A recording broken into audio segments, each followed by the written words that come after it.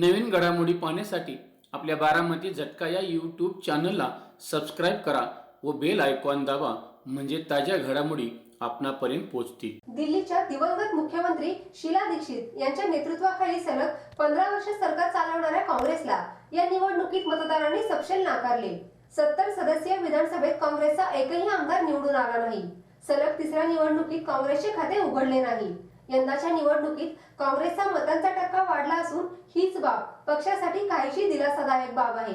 2020 सालच्या विधानसभा निवडणुकीत काँग्रेसला 4.26% मते मिळाली होती। या निवडणुकीत त्यामध्ये 2% वाढ होऊन 6.40% मते मिळाली आहेत। काँग्रेसचे 70 पैकी केवळ 3च उमेदवार आपली अनामत वाचवू शकले। शीला दीक्षित यांचे सुपुत्र आणि मुख्यमंत्री पदाचे दावेदार संदीप दीक्षित, अलका लांबा, कृष्णा तीरथ, मुदित अग्रवाल, हारून युसुफ आणि राजेश लिलोठिया हे दिग्गज नेते आपली अनामत देखील वाचवू शकले नाहीत। दिल्लीत 1993 साली झालेल्या पहिल्या विधानसभा निवडणुकीत काँग्रेसला 14 जागा मिळाल्या होत्या, तर 49 जागा जिंकून भाजपने सरकार स्थापन केले होते। 1998 ते 2013 हा काँग्रेससाठी सर्वोत्तम काळ ठरला।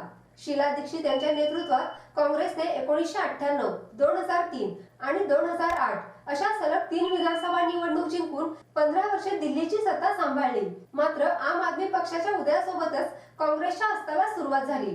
2013 सालच्या निवडणुकीत काँग्रेसला केवळ 8 जागा मिळाल्या।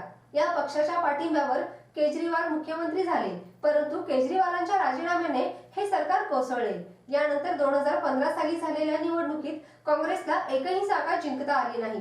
काँग्रेसची जागांची ही पाठी 2020 आणि 2025च्या निवडणुकीतही कोरीच राहिली।